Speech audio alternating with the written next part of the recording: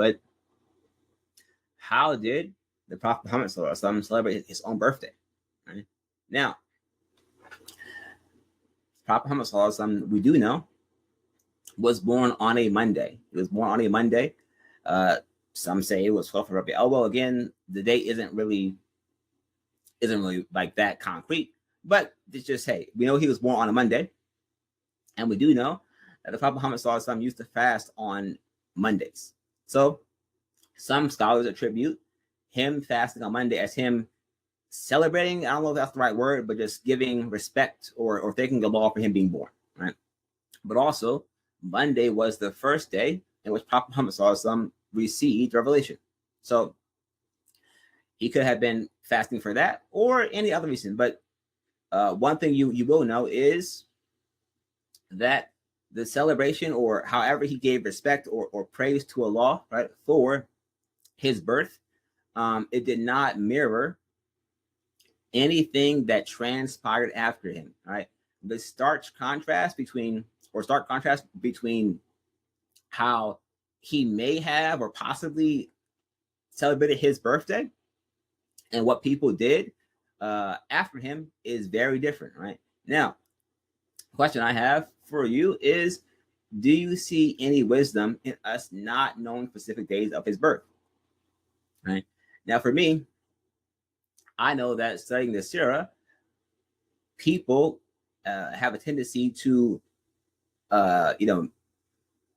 glorify people to an extent that puts them above human, to put them above like a normal moral being, right? And for the Prophet Muhammad, as we already saw with his cousin and son-in-law Ali, folks believe Ali to be divine. Abdullah ibn Sabah and some of the Shia believe that Ali is essentially, they call Ali the Mahdi, they call Ali God. So you can see people will glorify people to an extent where they put him on the same level of Allah, right? So it can easily fall into shirk. I'm recalling a story in my head of the Prophet Muhammad once was traveling, and he lay to get rest under a tree. A tree provided him shade. He lay there to get rest.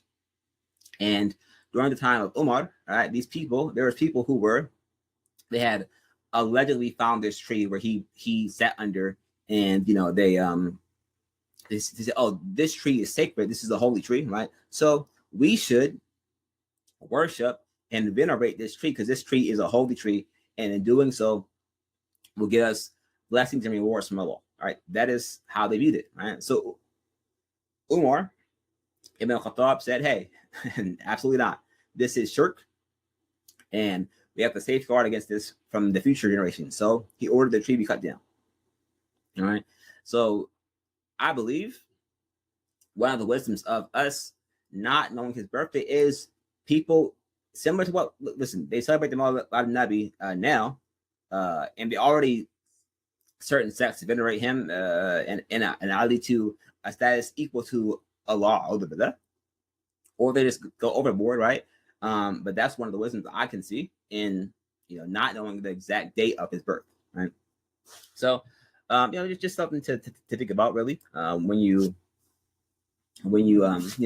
are thinking more about this. Now,